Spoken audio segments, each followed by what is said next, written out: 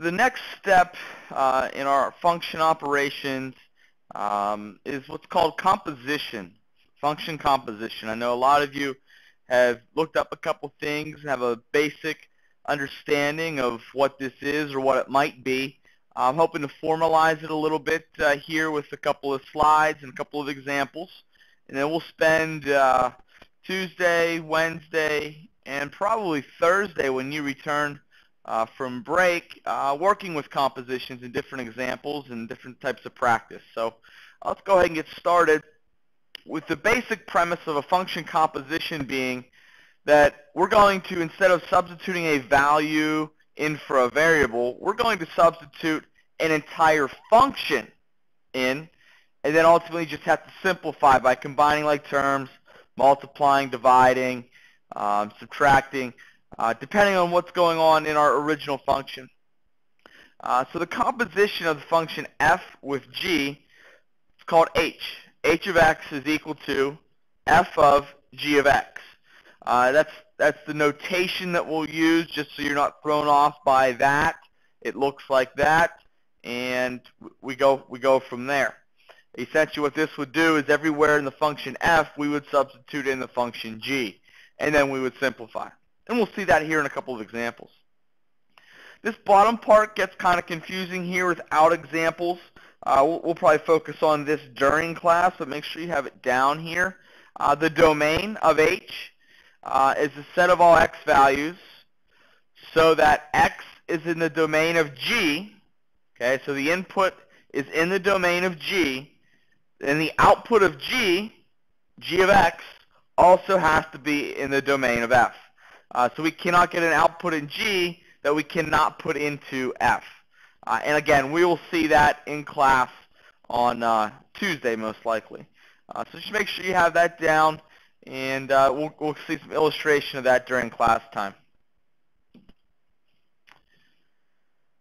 A couple things just to consider and keep in mind as we go through with a couple of examples. You need to pay attention to the order of the functions when they are composed.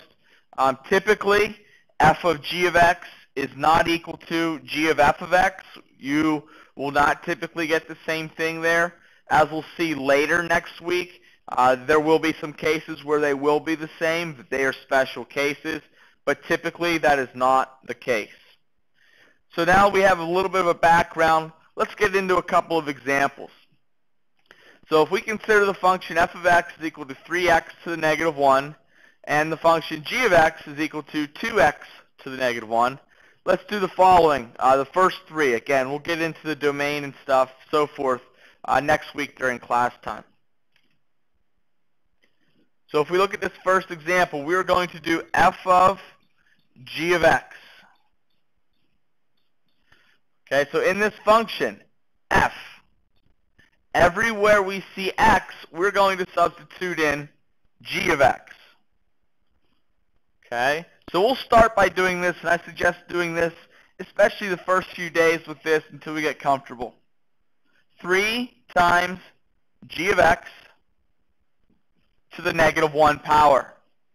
Okay, again, everywhere we see x, we substitute in g of x.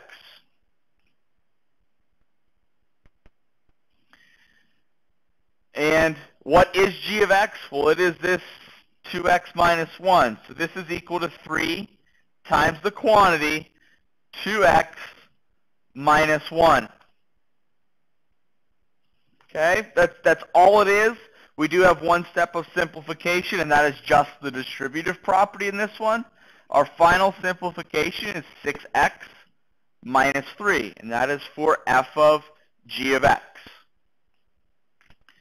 We'll move on to the next one, g of f of x. And again, we go through in the same idea. We use the function g, and everywhere we see x, we're going to have to put in 3x to the negative 1. So we'll have 2 times f of x minus 1. Well, in this case, f of x is 3x to the negative 1, so this is 2 times 3x to the negative 1 minus 1. 2 times 3 is 6, x to the negative 1 minus 1. And again, we cannot have a negative exponent, so just for the sake of space, I'm going to slide off to the right. This will final answer be 6 over x minus 1 is g of f of x. And as you can see, they are not the same, which is what will typically happen with these problems. Last one we'll do here is f of x. So again, everywhere we see x in this, we're going to substitute in f of x.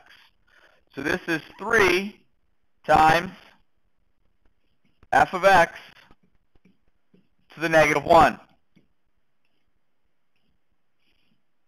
Okay, so this is 3 times, we'll have 3x to the negative 1 to the negative 1.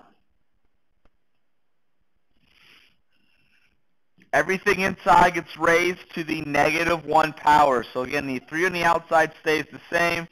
We get 3 times 3 to the negative 1.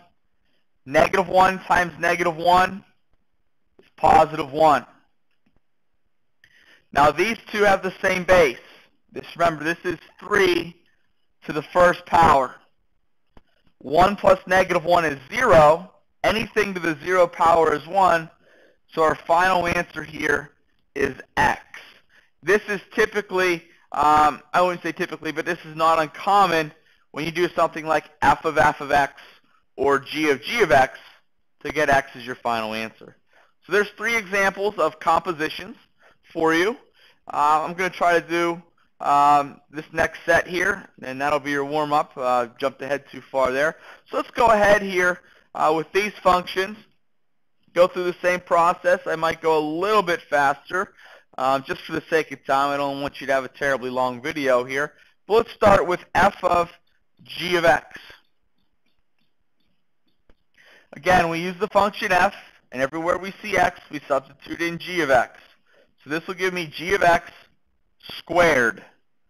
So our g of x in this case, we substitute it in now, is x plus 1, and we're squaring that. We can FOIL it. We can use the shortcut. We could use the tic-tac-toe method. For the sake of space, I'm going to use the shortcut, which is square the first term, multiply the 2 terms together, and double it, plus 2x, and then square the last term, plus 1. X squared plus 2x plus 1 is our f of g of x. We'll bump down here to g of f of x. G of f of x. Got something wrong there for a second.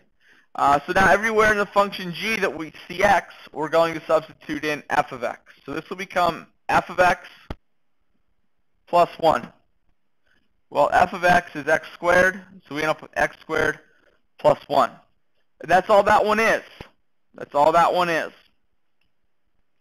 And the last one, f of x. Hopefully I have enough room here.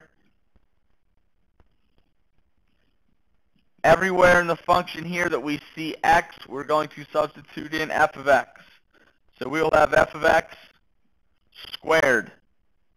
F of x in this problem is x squared. So we're squaring x squared. And everybody's favorite properties of exponents come back yet again. Power to a power, we multiply. 2 times 2 is 4. We get x to the 4th power is what is f of x. And as you can see, this one is not x. So I said in the last one, even though it is not uncommon to get x there, you will not always do that. And this is a perfect illustration of that. This is it for your video for break here. Make sure you have this done for class on Monday. Again, we'll be practicing, I should say Tuesday. We'll be practicing Tuesday, Wednesday, Thursday with function composition. Enjoy your break, and we'll see everybody on Tuesday.